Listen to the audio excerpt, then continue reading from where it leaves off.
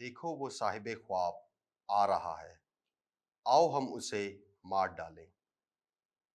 हमारे लिए आज की पहली तलावत तकवीन की किताब उसका 37 बाब 3 से 4, 12 से 13 और 17 से 28 आयात तक।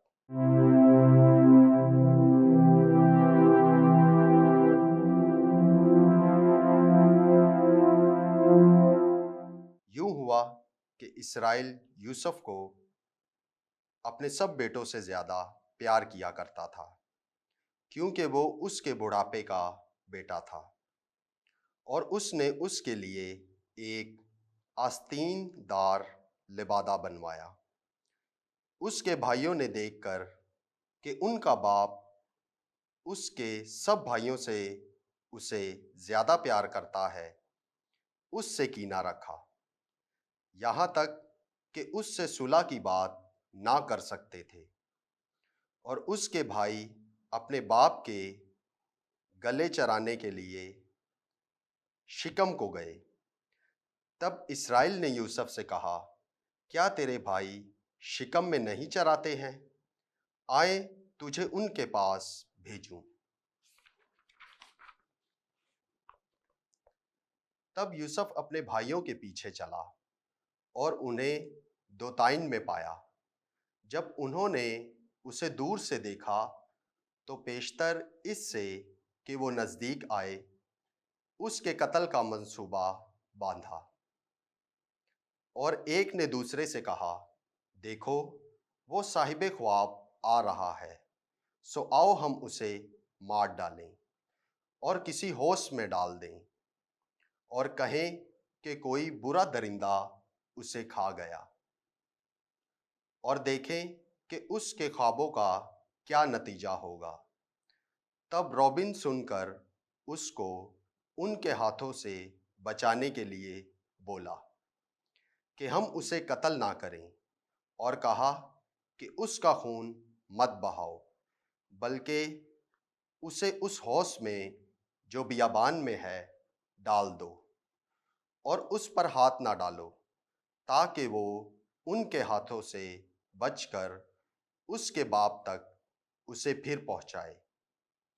जब यूसुफ अपने भाइयों के पास आया तो उन्होंने उसका आस्तीनदार लिबादा जो वो पहने था उतारा और उसे पकड़कर हौस में डाल दिया।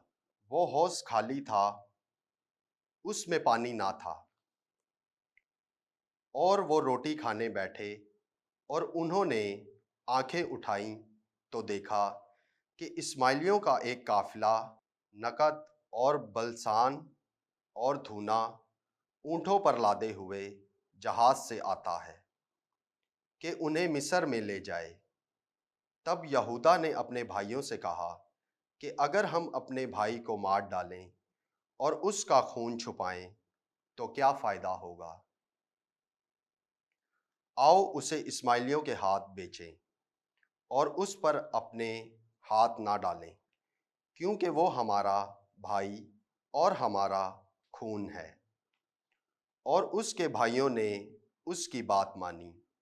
उस वक्त दो मदियानी सौदागर उधर से गुजरे, सो उन्होंने यूसुफ को खींचकर हौस से बाहर निकाला और इस्माइलियों के हाथ 20 रुपए को बेचा, और वो यूसुफ को मिस्र में लाए।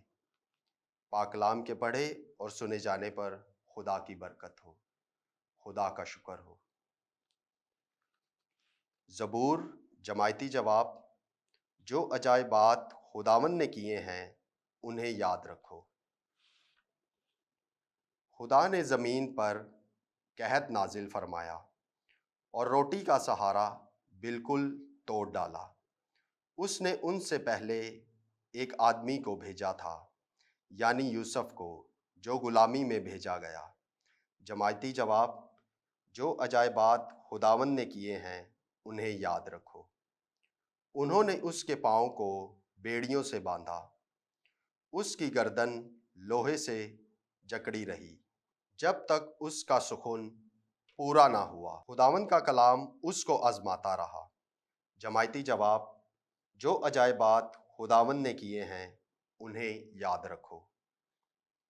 बादशाह ने हुक्म भेजकर उसे रिहाई दी। अक़वाम के हुक्मरान उसे आज़ाद किया।